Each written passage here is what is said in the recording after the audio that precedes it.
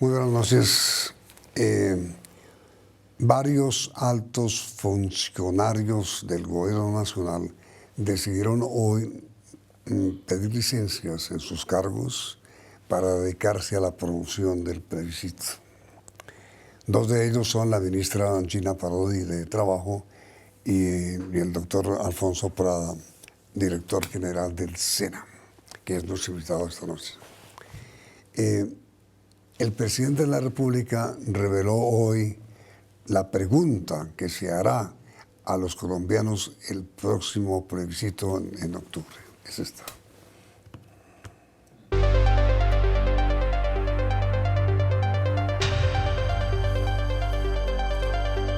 Esa es la pregunta que usted, doctor Prada, debe ahora promover y ayudar a divulgar. ¿Cómo va a ser?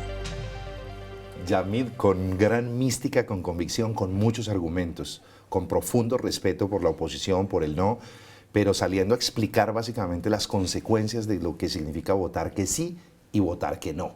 Votar que sí es aceptar vivir en un país en paz, es aceptar que superemos 52 años de conflicto, es aceptar que los niños vuelvan a sus hogares, que no se mate a nadie por pensar diferente y que recuperemos toda la posibilidad de conocer, de caminar, de navegar nuestro país, de que tengamos por fin un amanecer sin que la noticia sea como comenzó el día de hoy, sin que sean los muertos los titulares de primera plana de los noticieros, de los periódicos, tener la posibilidad de que el mundo entero mire o nos mire a los colombianos no por lo violentos que somos, sino por la inmensa oportunidad y riqueza que Colombia representa para el planeta, en gastronomía, en cocina, en producción de alimentos, en turismo, en belleza ambiental, que podamos disfrutar y que el mundo entero pueda disfrutar de Colombia. Eso es el sí. El no es un salto al vacío, el no es un salto al vacío. Es decirle a 6 años de negociación que no servimos para nada, que no fuimos capaces de construir un camino para dejar de matarnos y saltar además a la incertidumbre absoluta de qué será del país después. La solicitud de su licencia y su dedicación a la promoción del plebiscito fue hecha por el propio presidente. Sí, claro, fue concertada con el presidente, naturalmente. ¿Y por qué cree usted que él lo escogió a usted?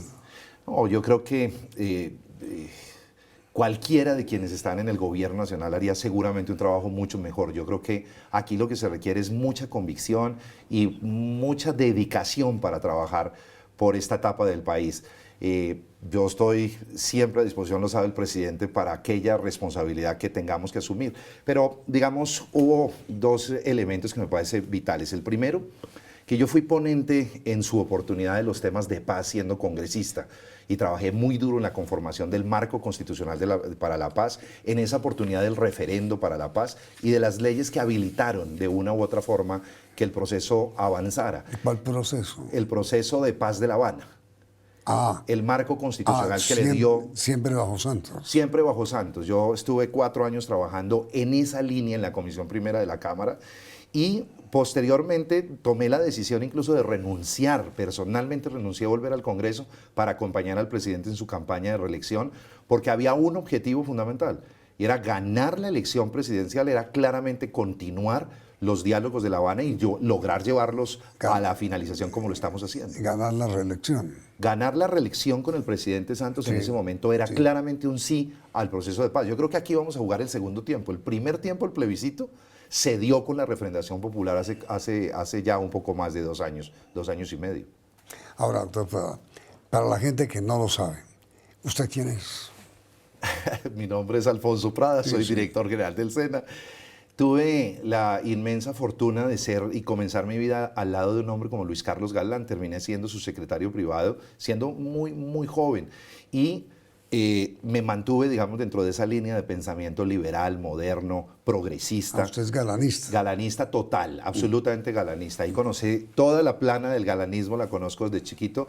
Y con esa misma plana llegué al Consejo de Bogotá, elegido en la ciudad, y estuve 3 periodos, y en los 3 trabajé con Enrique Peñalosa, con Antanas Mocus y con Lucho Garzón.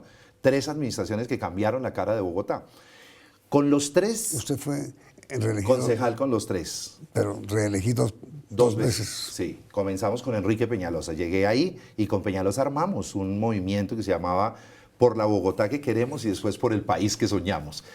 Y la relación con los tres alcaldes a mí me formó en una década muy fuerte en lo que es la política urbana, la política moderna, una política muy por encima de la tradición de los partidos, del clientelismo, etcétera. Y con ellos tres armamos un nuevo recorrido, el recorrido de la ola verde. Nosotros enfrentamos al presidente Santos con Antanas Mockus en el, mire la paradoja tan maravillosa. Con ellos, con los tres exalcaldes, enfrentamos al presidente Santos en su elección, en su primera elección. Y hoy estamos con Antanas Mockus, con Lucho Garzón y con el propio alcalde Peñalosa apoyando este proceso, apoyando lo que fuimos sus contradictores en el primer gobierno. Nos convertimos hoy en sus mayores aliados para el éxito de Pero, este ¿y usted a quién apoyaba cuando las elecciones que eligieron a Santos? a Antanas Mockus. En el famoso... En el salto yo vine porque quise, a mí no me pagaron, ahí estaba yo saltando en tarima, ayudando a articular. Eso lo mató, ¿no? No, pues eso fue parte, pero la verdad es que nosotros hoy con Antanas Mockus, con Enrique Peñalosa, con Lucho Garzón, le reconocemos al presidente Santos su inmenso coraje, ese coraje con el que ha enfrentado cada reto. Usted lo sabe, Yamid, usted lo ha cubierto día tras día como uno de los periodistas más importantes de este país. Ha cubierto cada reto, cada momento de crisis, cada momento donde uno dice miércoles va a tirar la toalla. El presidente nunca la tiró, nunca dejó su convicción, nunca dejó esa valentía que requiere un líder que trascienda. Y hoy, imagínense, todos los que hicimos oposición en esa época, o lo enfrentamos más que oposición, hoy lo estamos acompañando en esta batalla por el sí. ¿Usted siente, doctor Prada, que en el país hay un movimiento importante de gente que opina que no Naturalmente. al plebiscito? Naturalmente. Desconocerlo sería un error. ¿Por qué? Porque tienen convicciones políticas diferentes, porque les gustaba mucho más la estrategia de la seguridad democrática, de la guerra, de derrotar al enemigo, matándolo, doblegándolo, encerrándolo. Y en esa estrategia, Yamid, el país estuvo 52 años. Los últimos 30 años, todos los presidentes de la República, absolutamente todos, buscaron algún mecanismo de paz sin ningún tipo de éxito. Hubo frustraciones gigantescas como las del Caguán, hubo procesos muy complicados y mal elaborados como el de las autodefensas, y hoy tenemos la oportunidad de hacer una cosa maravillosa, pero desconocer que hay una corriente del no, que piensa diferente, que cree que la opción era simplemente matar al enemigo.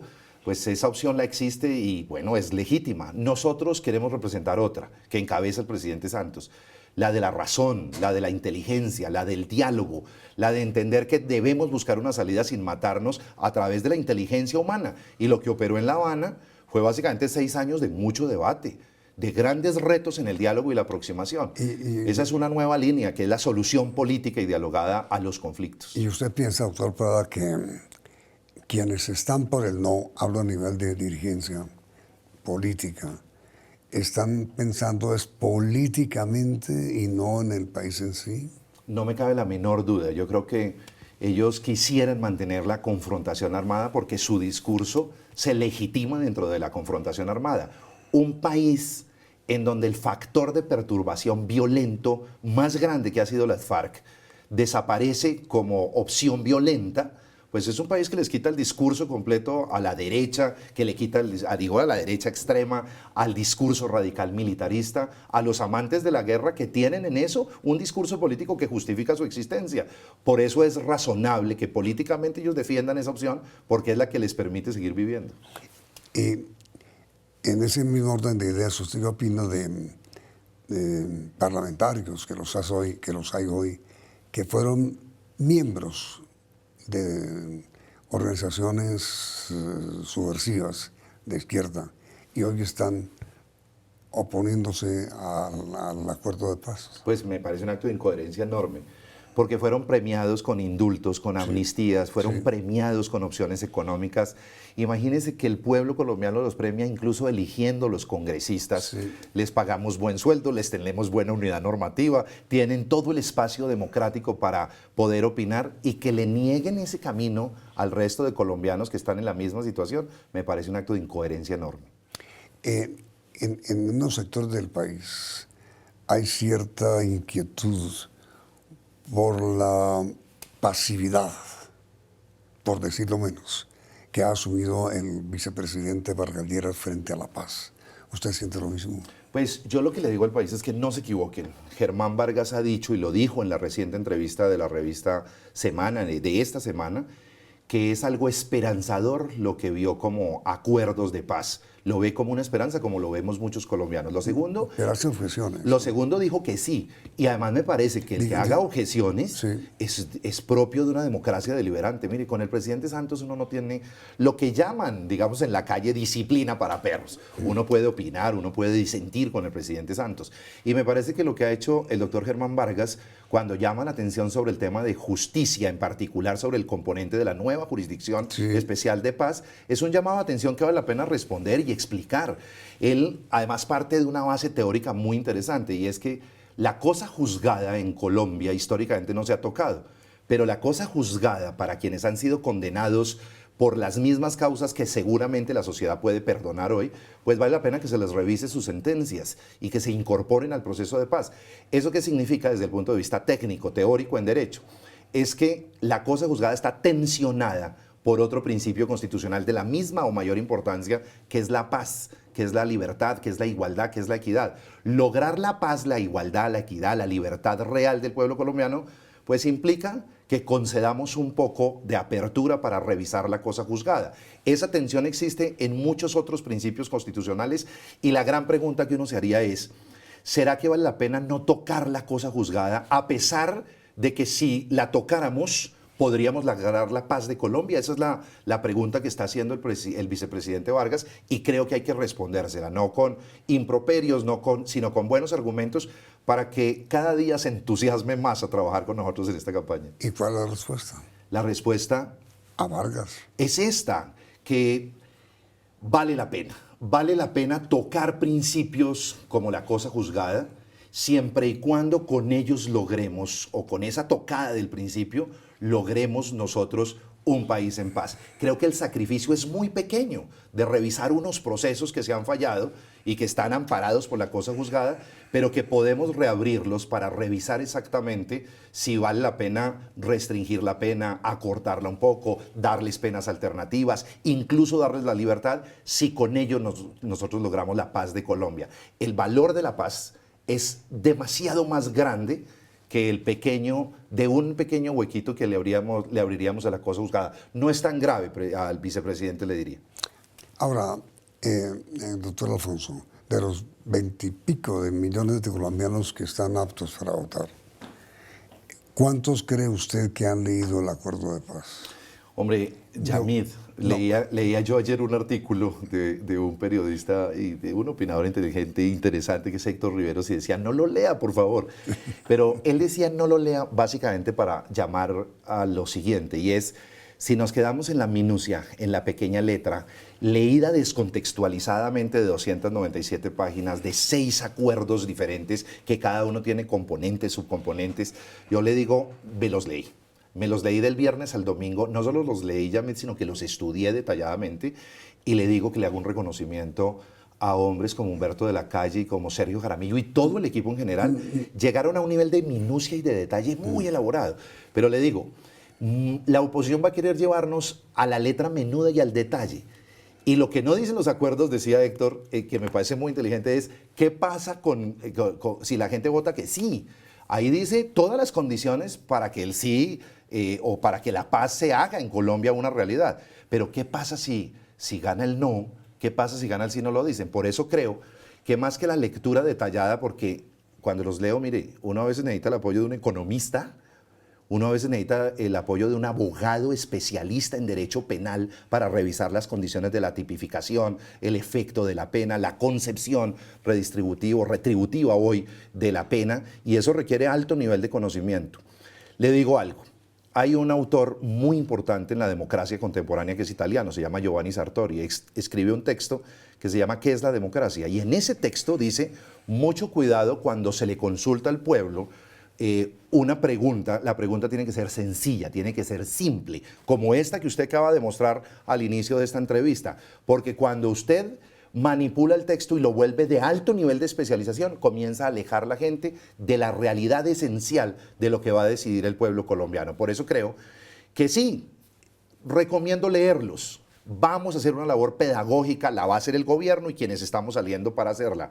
Pero fundamentalmente tenga en cuenta qué significa votar el sí para la paz de Colombia, para sus hijos, para la productividad de la economía colombiana, para el crecimiento de esa economía y la generación de oportunidades, de equidad, de empleo. ¿Y qué significa votar el no negándonos a vivir esa oportunidad? Ahora, doctor Alfonso, podría ocurrir que sin ser mayoría el no, el umbral de 4 millones y pico que puso la ley al sí fuera derrotado apenas con 100.000 votos del no. ¿Existe ese peligro? Inmediatamente después de comercial.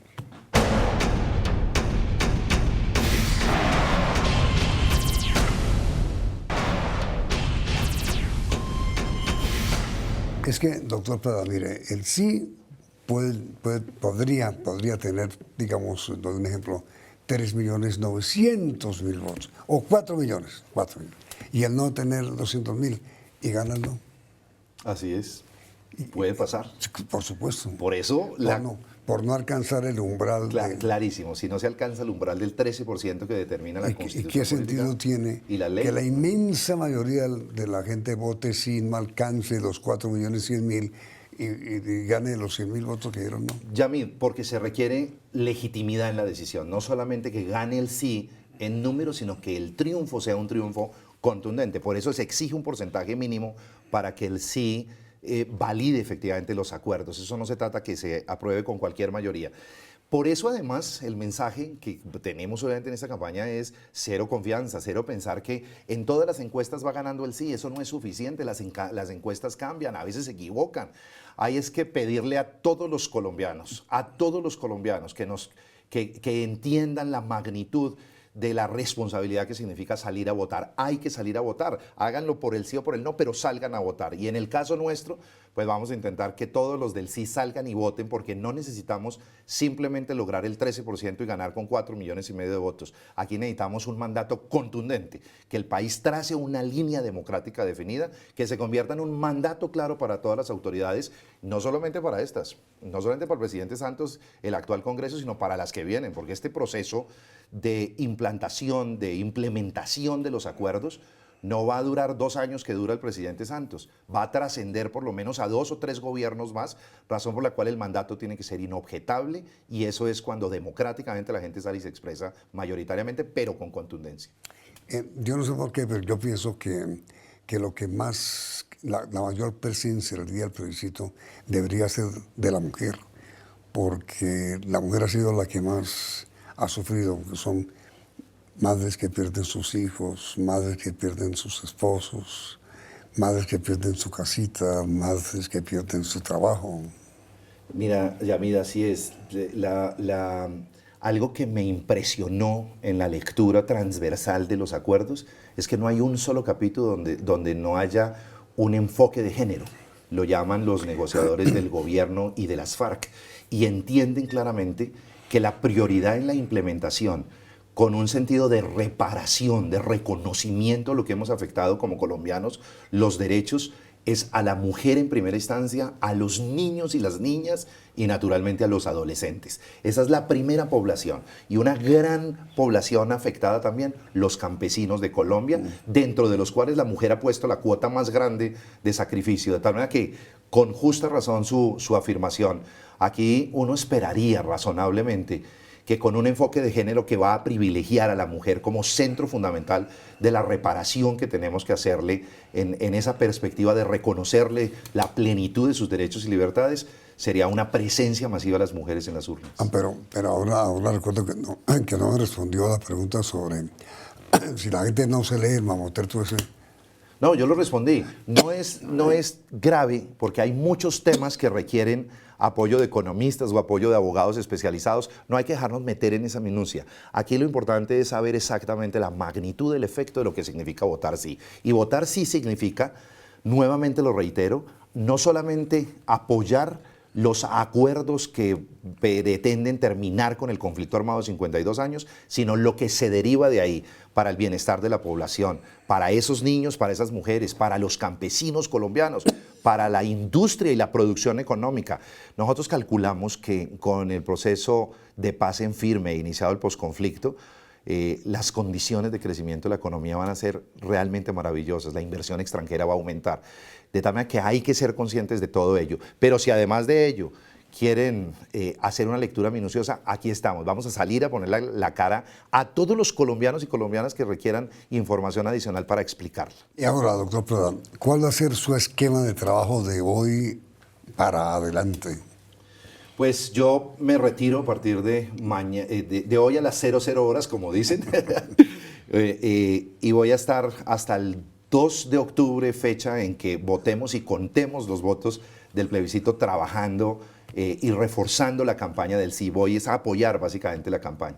¿Pero cuál es el esquema suyo de trabajo de aquí al 2? Pues de aquí al 2 básicamente asistir a cuanto foro haya, asistir a todos los debates que se nos propongan, pero yo soy un tropero por mi historia de vida que le conté al comienzo. Pienso salir a la calle, pienso salir a repartir el volante, pienso salir a hablar con la gente y dialogar y persuadirlos de la importancia que tiene este momento histórico del país. ¿Pero va a ser una labor solamente en Bogotá? Pues la fortaleza, digamos, del trabajo en Bogotá requiere la mayor colaboración.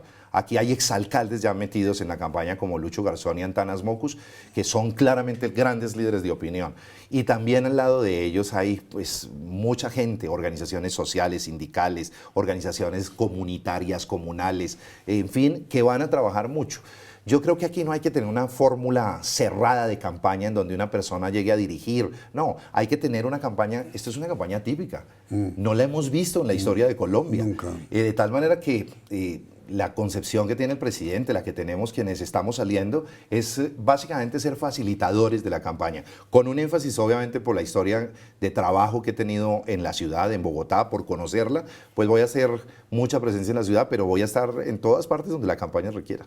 Y una cosa, doctor Alfonso, ¿por qué el presidente le dio por robustecer la acción en Bogotá? Porque Gina Parodi es bogotana, David Luna, quien también le pidió, es bogotano, usted es bogotano. Porque Bogotá es el centro de mayor concentración de población en Colombia, es la ciudad que más vota porcentualmente en todo el país y siempre, un poco como votan los bogotanos, influye definitivamente en el resultado final, en las elecciones presidenciales. Usted recuerda que hay nichos muy importantes, la costa, por ejemplo, se pronuncia de una u otra manera, influye en el resultado final. Pero, y tal vez Antioquia y el eje cafetero son otro núcleo, Bogotá es otro. Y tal vez que Bogotá no sintió la guerra como la sintieron Tolima, Huila, Nariño. Muy importante, muy importante. Pareciera para muchos bogotanos que la guerra no tiene que ver con nosotros Sí. aquí en Unicentro, ni en el centro andino, Sí, sí. ni en Kennedy o Ciudad Bolívar. Tiene demasiado que ver. Nosotros recibimos el desplazamiento, el mayor desplazamiento del conflicto armado en Colombia y producto de ese desplazamiento se distorsionan todas las cifras en materia de planeación, de inversión, el crecimiento desbordado en muchos sectores sin ninguna planeación que van invadiendo las montañas de los cerros, se da precisamente porque el conflicto armado se refleja urbanamente en Bogotá. En estos días que le ha tocado a Enrique Peñalosa atravesar un tema tan delicado como el de los habitantes de la calle, se muestra. Aquí hay mucha miseria, aquí hay mucha pobreza y buena parte de ella es ocasionada por múltiples factores. No digo que sea solamente por los desplazamientos, pero eso influye enormemente en la situación de Bogotá. Doctor, para la parte final de nuestra entrevista.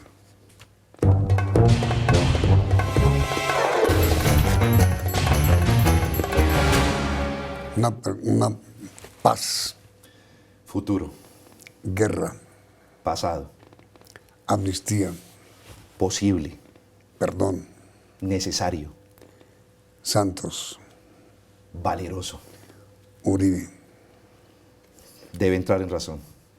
plebiscito. Sí. Doctor Prada, muchísimas gracias por su presencia. La pregunta para nuestros televidentes, a propósito de la que dice el doctor Alfonso, ¿están ustedes de acuerdo, sí o no, en que la mujer sea el gran músculo electoral en el próximo plebiscito de Colombia? ¿Para sí o para el no? están de acuerdo en que sea la mujer la gran fuerza electoral. Resultados de sondeos saldrán al final de la emisión. Vienen las noticias del día en la emisión central del Noticiero CM.